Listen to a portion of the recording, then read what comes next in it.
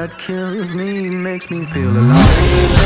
I've been losing sleep, dreaming about the things that we